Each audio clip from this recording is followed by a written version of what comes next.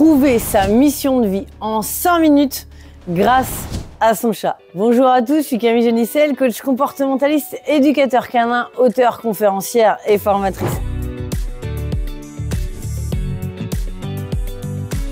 Et je suis là pour vous aider à créer une méthode puissante pour être en relation presque fusionnelle avec vos animaux et là en l'occurrence avec votre chat parce que grâce à lui, vous allez pouvoir trouver votre pouvoir magique. Et je sais que si vous êtes là, c'est que vraiment c'est quelque chose qui vous intéresse parce que vous aimez votre chat. En tout cas, je sais, si vous allez mettre un petit j'aime sous cette vidéo, c'est que vous aimez votre chat. Dites-moi dans les commentaires si c'est bien le cas et surtout à votre avis, quelle est votre mission de vie et qu'est-ce que c'est? La première des choses, c'est surtout de comprendre ce qu'est votre mission de vie, ce qui est votre pouvoir magique. Si vous avez un animal que vous souhaitez qu'il soit heureux et que vraiment vous vous informez par rapport à mes vidéos ou même sur beaucoup d'autres choses pour que vous puissiez établir une vie en harmonie avec lui, c'est que vous avez déjà un pouvoir magique ou des pouvoirs magiques que d'autres n'ont pas. C'est-à-dire de l'empathie et de la sensibilité. Utilisez ces pouvoirs magiques-là pour savoir quelle est votre mission de vie et qu'est-ce que vous allez pouvoir faire. Si vous êtes là, c'est grâce à votre chat. Et votre chat, lui aussi, est extrêmement sensible. Vous devez déjà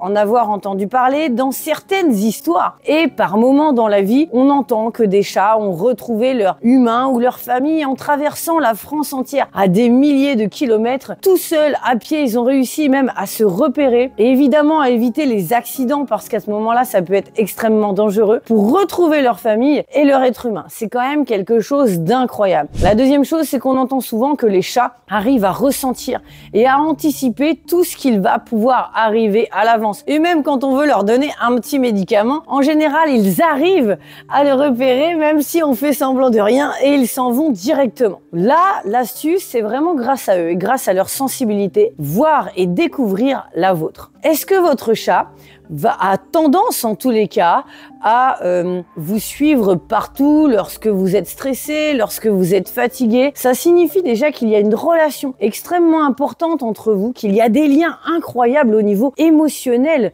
entre vous. C'est ce qui va faire qu'il va ressentir tout cela. Est-ce que votre chat a tendance à vous suivre vous beaucoup plus qu'un autre membre de la famille par exemple? Souvent, c'est qu'il repère votre pouvoir magique et qu'il repère votre forme de sensibilité. Avez-vous aussi repéré à quel moment votre chat va venir vers vous? Lorsque vous ressentez quel type d'émotion? Est-ce que c'est lorsque vous ressentez de la colère, de la peur, de la tristesse ou de la joie? Eh bien, vous allez me dire, il va venir plus souvent lorsque je ressens de la joie. Pas forcément. Certains chats sont là pour aussi absorber certaines énergies négatives, voire même venir voir un petit peu ce qui se passe, alors que eux, d'habitude, ils ont l'habitude d'être dans une énergie positive. Donc, au contraire, ça va plutôt les intriguer. Si vous êtes une personne qui a cette sensibilité, qui est proche vraiment des chats, alors lui, il va pouvoir vous le montrer. Il va pouvoir vous dire, grâce peut-être au travers de ses comportements, voire même de certains de ses problèmes de comportement, quel est votre pouvoir magique.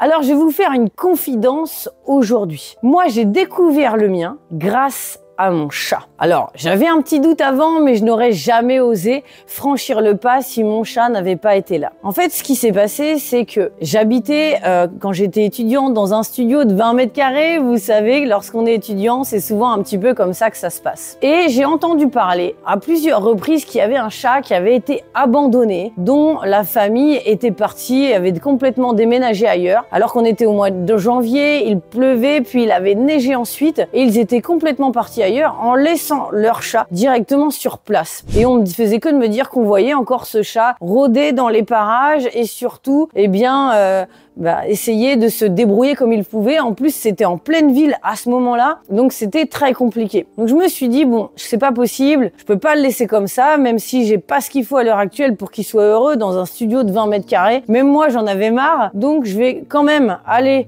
le sauver, je vais quand même aller le récupérer, lui offrir la sécurité et à manger dans un premier temps, et ensuite essayer de le replacer dans une famille dans laquelle il pourra sortir à l'extérieur, qui a une maison par exemple, dans laquelle il pourra être heureux, puisque en plus c'était un chat qui avait vraiment l'habitude d'être dehors et qui aimait beaucoup être dehors. Eh bien, les premiers jours se sont extrêmement bien passés. Je crois qu'il était très content de pouvoir souffler un maximum. Ça y est, je peux me reposer, je peux manger, je peux dormir, dormir, je peux profiter un maximum de la vie. Donc il s'est requinqué en fait, j'ai servi à ça. Et puis au bout de quelques jours, monsieur était en pleine forme, il avait bien mangé, bien dormi, et puis il commence à miauler pour sortir. Ben oui, mais c'est pas possible, parce que déjà on est à l'étage, et puis on est devant une ligne de tram, et puis, enfin c'est pas possible, ça va être compliqué pour toi mon petit bonhomme. Je vais essayer de te trouver une famille au plus vite pour que tu puisses être heureux. Et ce qui s'est passé, eh bien, c'est que le temps de trouver une famille, au fur et à mesure du temps, j'ai dû mettre des choses en place pour réussir à le comprendre, parce qu'en réalité, il a commencé à me mener vraiment la vie très dure, parce que lui, bien, il en avait marre d'être enfermé, ce qui était normal, donc il commençait à miauler la nuit, il me sautait dessus, enfin, c'était vraiment très très difficile à vivre, même pour moi, qui était déjà passionné d'animaux et qui avait cette forme de sensibilité-là. Et puis,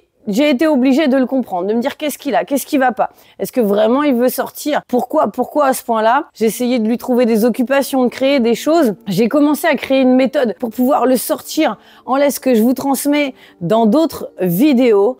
J'ai vraiment tout mis en place pour le comprendre et faire ça. Et puis au bout d'un moment, je me suis dit, mais en fait, c'est ça que je veux faire. C'est ça, c'est ma mission de vie, c'est aider un maximum les gens, les familles à comprendre leurs animaux, aider les animaux aussi à être heureux dans des circonstances qui sont parfois pas parfaites, mais au moins que tout le monde puisse trouver une harmonie et surtout mieux se comprendre. Si un chat ou si un animal a tel ou tel comportement, c'est que ce n'est pas le hasard, il est vraiment en train de nous dire quelque chose. Donc à ce moment-là, j'ai réellement trouvé précisément, même si j'avais déjà quand même une forte idée de quel était mon pouvoir magique, à quel point je pouvais avoir une sensibilité qui est différente de celle des autres, et donc il va falloir que je m'en serve pour trouver des astuces en plus qui vont être différentes et qui vont apporter des choses aux familles, aux êtres humains, mais aussi aux animaux. Donc vous voyez, en fait, tous les problèmes même de la vie en règle générale, mais aussi de vos animaux, même les problèmes de comportement qu'on peut rencontrer, eh bien vont toujours avoir une signification et peuvent nous permettre au contraire de passer au-dessus et de profiter de cela pour découvrir son vrai pouvoir, sa vraie mission de vie et savoir pourquoi, tiens, pourquoi je suis fait, mais à quoi je sers? Est-ce que je peux pas en profiter de cette expérience difficile pour apporter des choses aux autres? Alors, est-ce que ça vous fait écho? Est-ce que vous aussi, peut-être, vous voulez en profiter pour devenir éducateur comportementaliste? Donc, dans ce cas-là, surtout, vous le savez que moi, c'est ce que je propose aussi, mais surtout, moi, ce qui m'intéresse, c'est de voir si vous, eh bien, il peut vous faire découvrir aussi votre propre mission de vie, même si c'est dans un autre domaine que celui-là, parce que ils vont mettre en avant vos qualités, ou ce qui pourrait parfois être considéré comme des défauts, mais qui pourront devenir des qualités si vous vous en servez en tant que pouvoir magique. En tout cas, c'est comme ça que je vois les choses, c'est comme ça que j'ai fait pour moi, et je suis ravie aujourd'hui de pouvoir vous transmettre cela, c'est extrêmement important. Donc, les 5 minutes, eh bien, elles sont là et c'est ça qui va vous permettre de mieux comprendre aussi votre chat. Pensez bien à me mettre un petit j'aime sous la vidéo, surtout à me dire votre vécu avec votre chat et si grâce à lui vous avez trouvé aussi votre mission et ce que vous aimez et ce qui vous êtes exactement. Mais aussi pensez à prendre votre petit cadeau, voire même votre gros cadeau aujourd'hui dans la description et à vous abonner à la chaîne.